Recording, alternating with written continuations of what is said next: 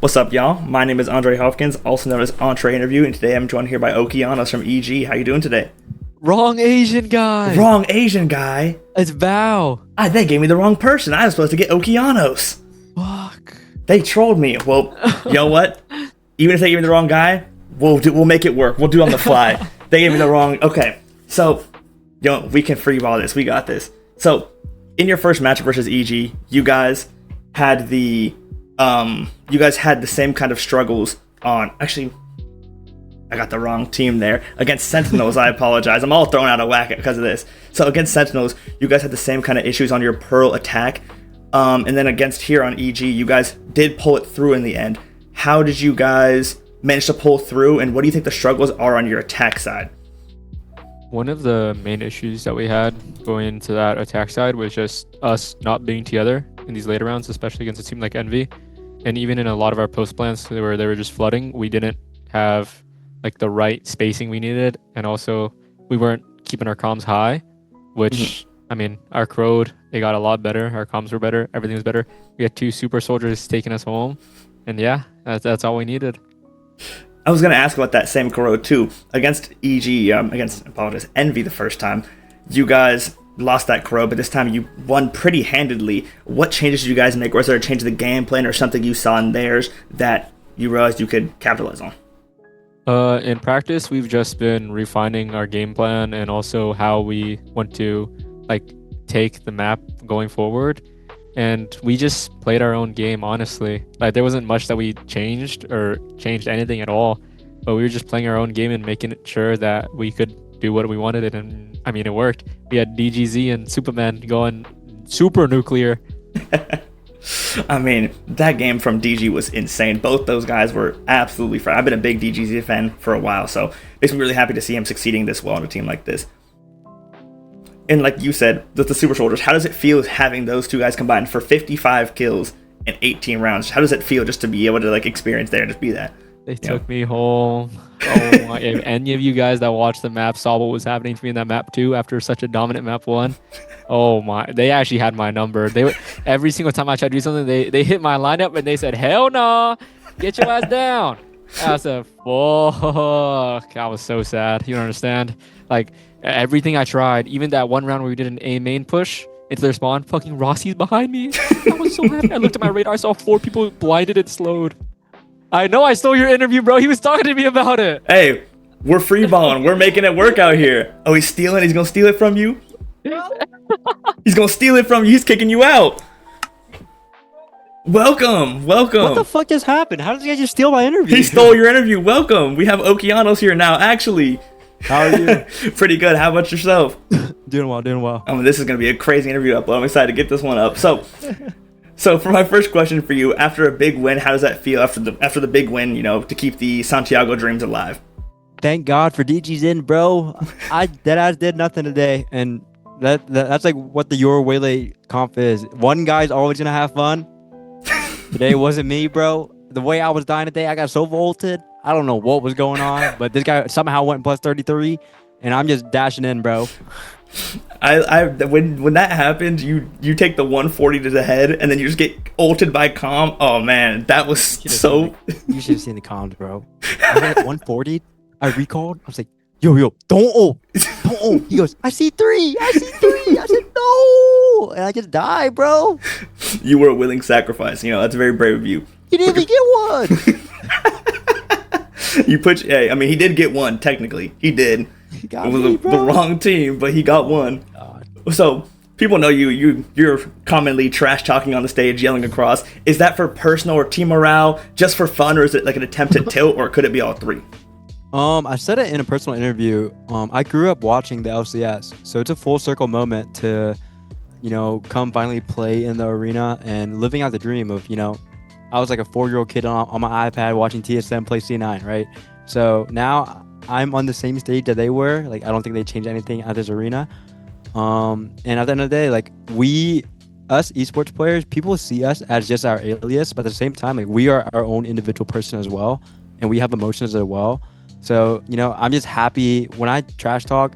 It's for team morale, but at the same time, it's just me expressing my emotions to keep me if something ever goes wrong, I reel it back in, dude. I'm literally living the dream, right? So that's just where it comes from. Didn't you yell across the stage, Kesnit Dookie, after Bro, I caught on that last year, bro. We've been He on lost me in the ice hole last year, and I yelled at him, and he just smiled at me, bro. I was like, what did he just call him? I didn't see it last year. So I got some funny ass nicknames for people. Oh man, I'm excited to see more of them. I hope they keep showing them on stream. This is great. So in the first matchup against Envy, Dgzin was on the Waylay, you were on the Yoru. Recently it's been swapped. Can you give us any insight on why it's been swapped? Is it just personal comfort or something else? Micro wise, it's just comfortability. Plus, Yoru's a better op agent.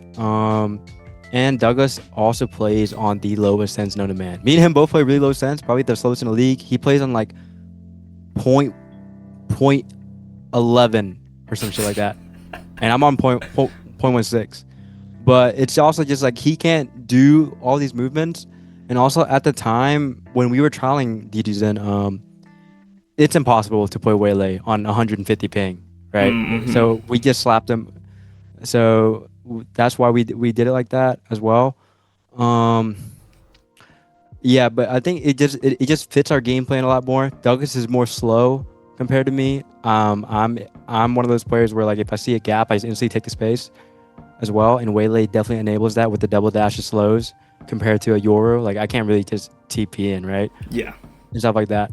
And I showed a lot of like my Waylay mechanics this game, just like on retakes, target slowing one guy so people can flood out, stuff like that. Okay, yeah, because I noticed when watching that switch, so it's a really interesting insight. That's just down to there's a lot of factors going into it. Okay. Yeah. So with the Outlaw and the Op being such powerful weapons in this current meta, what is it like having a player like Dgzin, who's arguably the best scope player in the world right now, on the team? It's a blessing, bro. It's such a blessing, bro. Like this guy gets to go plus 20 every day, buying the Outlaw and Op, bro. And me, bro, on these gun rounds, bro. On our Eco Kesnit, just somehow two dinks me while I have like a Guardian. Like, bro, if I had an Outlaw or a scope there, this guy just dies. Weapon's so broken. But on a serious note, I mean, it's truly a blessing. We're able to op on T side, and you know that pressure alone denies a lot of info from CT. You really don't want to show yourself for info, right? You'll just die. So having a player like that is really special, and I've been blessed to play with two very good oppers in my time in VGT with Sato and now Douglas. Mm-hmm. Okay, yeah. So I asked the same question to Bao before you took over. So on the same game against Sentinels, you guys had the 11-7 lead into the loss. Here you guys had the 11-4 into the win. What do you guys think the struggles are on your attack side, but also what makes you so good on the defense side of Pearl? Attack side, we're just overcomplicating it. There's a 5v3 round where Rossi just randomly aces, bro. You just need to group up, right? It's stuff like that. Like our macro is so good because I'm rewatching these VODs where we're hitting the correct bomb sites. They're usually not ever stacked. But we have like a lot of creative people on this team that are very vocal, and everyone calls around themselves. Like Corbin gives us full freedom, and we just call around what the round gives us, right? Because we play based off information. On defense, it's just back to the previous question, bro. We have Dgzin opping, right? This guy is phenomenal. Mm-hmm. Just if he's on a line, it feels like you can't peek it, or you're just gonna get too hard, bro. It's too hard. You just can't peek him on those lines. So on Corrode, Dgzin and Supamen both had insane games, combining for 55 kills in 18 rounds. What's it like just being able to like sit back and just let them work?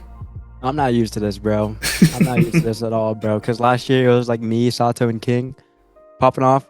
And in most of my time in Tier 2, I was always frying. But at the same time, I've learned to recognize like those guys are getting those kills because of just me doing my job in the system, right? It doesn't matter my scoreline. Obviously, I want to perform better because like a goal going into this year was making my playoffs form last year my floor. And realistically and honestly, I have had a pretty, not slow start to the year. It's not a bad start, but at the same time, it's not the best. You know, it's not inspiring. So it's great to have those players to be able to rely on. And you know, like all five of us are shooters. People really underestimate us for some damn reason. I don't know why they underestimate us. Maybe because we don't have the big names like that. right? But mechanically, I think we are on par with a lot of teams, right? But yeah, I think it just comes down to me realizing that those players don't get those kills without me doing my job. If I deviate from the plan, we weren't going to win the game. So it just comes down to just playing in your role and knowing what your position is, and then those guys will pop off, get all the hoorah, and then you're like, that was part of me. I kind of did that. Yeah, okay. So in your game against Envy, you guys played on Corrode 2, lost there, but this time you guys pretty handedly win. Was there any changes to the game plan, or was it just you guys were just flowing today? No changes to the game plan. We weren't really. We know how Envy plays. Envy is predominantly known for slamming. So wherever they showed, we know other side is open. We take that space. We just overstack. It's very simple. Our game plan against them. They're seldomly faked. They faked one time that series with the Waylay ult. Right. Okay. So that's really it. We just played our own game, trusted our bunker setups, trusted our retake protocols, and that's it. Okay, I didn't notice they only faked once. It's really interesting. Yeah, because like you said, they're known for just aggro. If you see them in a site, they're gonna hit it. So yeah, does there a lot of is that just like something you see in like every VOD where you watch it? There's like they just slam the same site over and over. Yeah. Okay. Yeah. And then for my last question here, you guys will face 100 Thieves next. Going into that game, how do you feel, and do you have any words for the players of 100 Thieves? I'm feeling confident, even though it's a bright 9 a.m. call time to Riot Games Arena. So I have no word to say to everyone. They're looking very good as well with their additions of Timotino and Bora.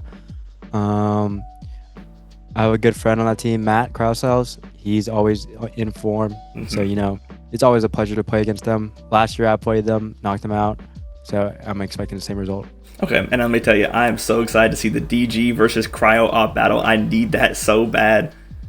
Cannot wait. It's going to be fun stuff. All right, thank you very much for your time. Thank you. Of course. Right. And I tell Bao you said thank you as well. That was so funny. All right. I appreciate you, man. Thank you for your time. Thank you.